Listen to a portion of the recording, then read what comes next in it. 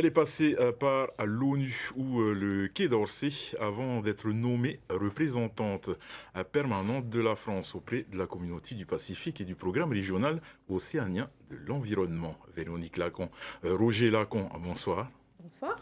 Alors vous êtes donc ambassadrice pour le Pacifique et vous êtes basée chez nos voisins calédoniens à Nouméa.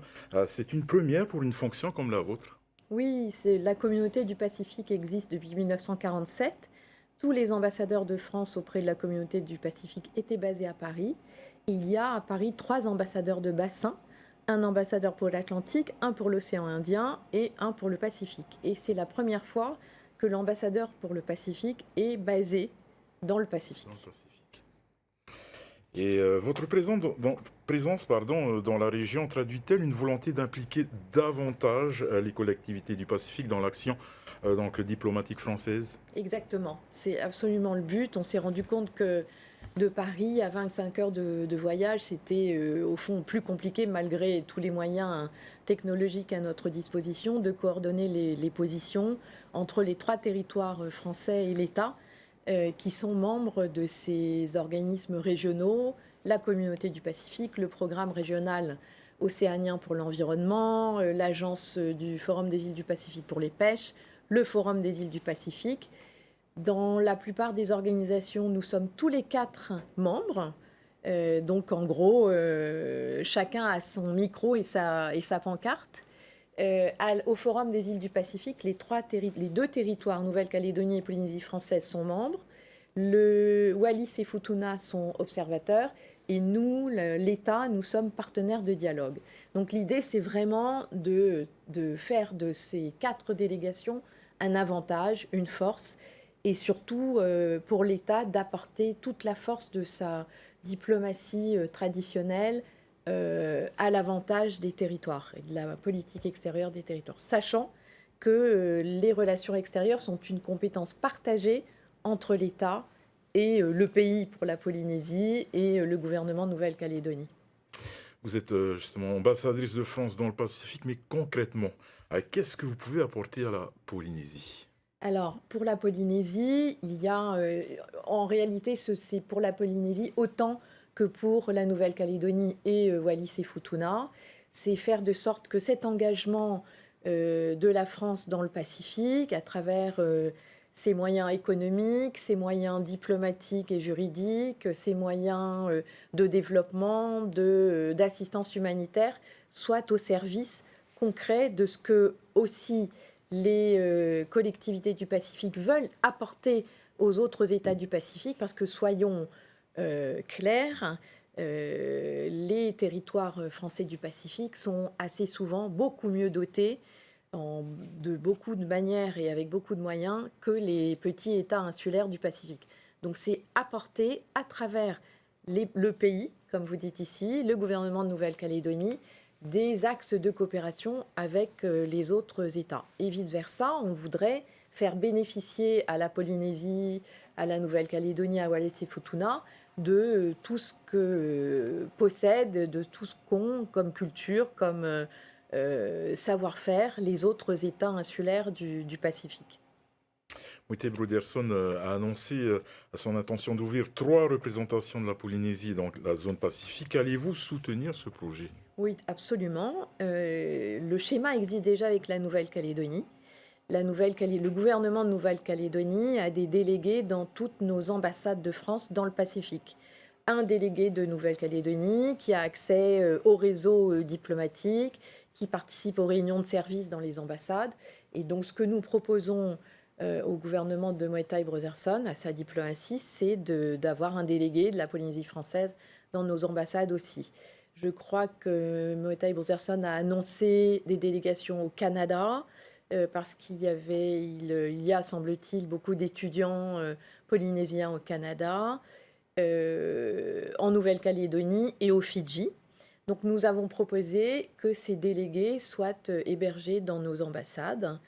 Et peut-être, pour la petite histoire, après tout, peut-être qu'en Nouvelle-Calédonie, c'est moi qui irai dans les bureaux de la Polynésie française.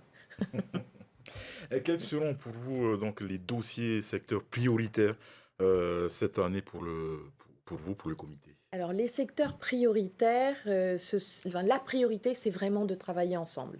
Parce qu'avec la distance, avec le Covid, avec les différentes discussions institutionnelles sur les avenirs institutionnels et politiques des territoires, les liens se sont peut-être un petit peu distendus.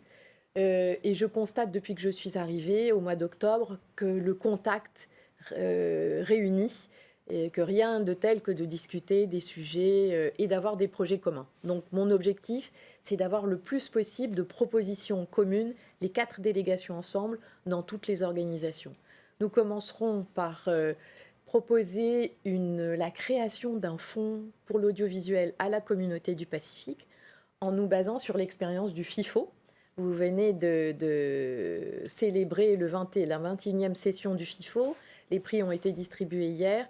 C'est une expérience qui est absolument au crédit de la Polynésie française et de la Nouvelle-Calédonie. Les 2 fondateurs, Wallace Kotra et Remoana, il me pardonnera, je ne suis pas capable de prononcer son nom, mais l'ex-ministre de la Culture et de l'Environnement ont créé ce FIFO et brassent des projets communs de tous les États du Pacifique. C'est formidable. C'est une culture commune du Pacifique qui doit être préservée, protégée, promue, qui ne l'est pas forcément en ce moment, et c'est ce que le FIFO arrive à faire. Comme dit Wallace Kotra, on parle beaucoup du dérèglement climatique, de la disparition physique des îles, de Tuvalu. On a entendu parler de cet accord Falepili entre Tuvalu et l'Australie. Ça a fait couler beaucoup d'encre et beaucoup de commentaires. Et l'idée, c'est de montrer que la culture du Pacifique, la culture océanienne, peut être en train de disparaître. En Calédonie, on a par exemple 27 langues, de véritables langues, dont 3 n'ont plus que 10 locuteurs. On doit se poser des questions. On voit bien, par exemple, le tatouage marquisien qui est revenu à l'ordre du jour parce que des marquisiens se sont mis sur le devant de la scène pour cultiver cette pratique ancestrale. Le Tahiti va vouloir proposer la candidature du Ori Tahiti au patrimoine immatériel. Et donc, créer à la communauté du Pacifique un fonds pour le soutien à l'audiovisuel océanien, ce sera un projet de nos 4 délégations. Et si nous sommes ensemble, nous aurons plus de force pour aller convaincre Australiens, Américains, Néo-Zélandais, Britanniques et tous les États du Pacifique de la création de ce fonds. On sait déjà combien sera doté ce fonds? Non, on sait que, comme comparaison, nous avons donné un certain montant au FIFO pour son financement depuis sa création. Et nous avons un fonds, la France a un fonds qui s'appelle le Fonds Pacifique, qui est doté de 2,5 millions d'euros par an et qui vise à contribuer à l'insertion régionale des territoires français dans le Pacifique, dans leur environnement. Et donc, on élabore des projets régionaux. Donc, la jauge, c'est ça, c'est 2,5 millions. Et on espère qu'avec les contributions des autres, on pourra avoir plus. Et on attendra aussi des contributions de la Polynésie française et de la Nouvelle-Calédonie, parce qu'ils ont leur propre budget, puisqu'ils ont leur autonomie, notamment financière, et que c'est une proposition commune. Ce n'est pas l'État français seulement qui financera ce projet, c'est vraiment quelque chose de conjoint. Merci beaucoup, Madame Véronique Rouget-Lacon, d'avoir donc répondu à notre invitation. Merci à vous.